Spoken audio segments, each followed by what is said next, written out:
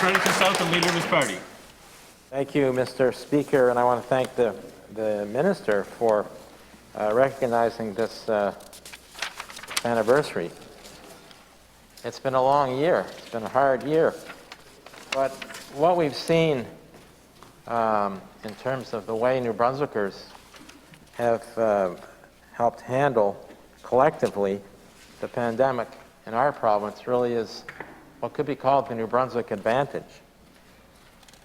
We're a small enough province and nimble enough to make quick decisions in moments of crisis necessary to support the well-being of everybody. And we saw that.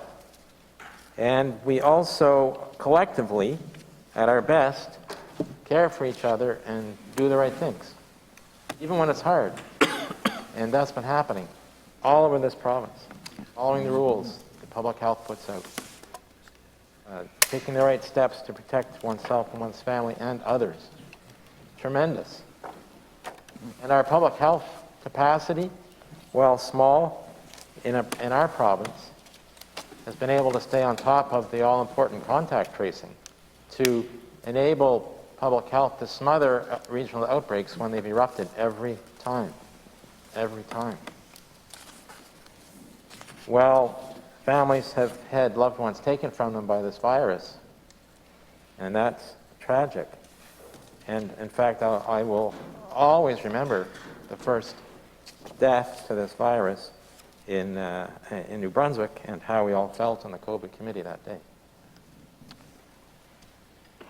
But I do want to say, Mr. Speaker, that it's important for everyone to remember while the vaccines are being rolled out, and that is fantastic, and maybe the maritime bubble is going to open very soon, and that's fantastic.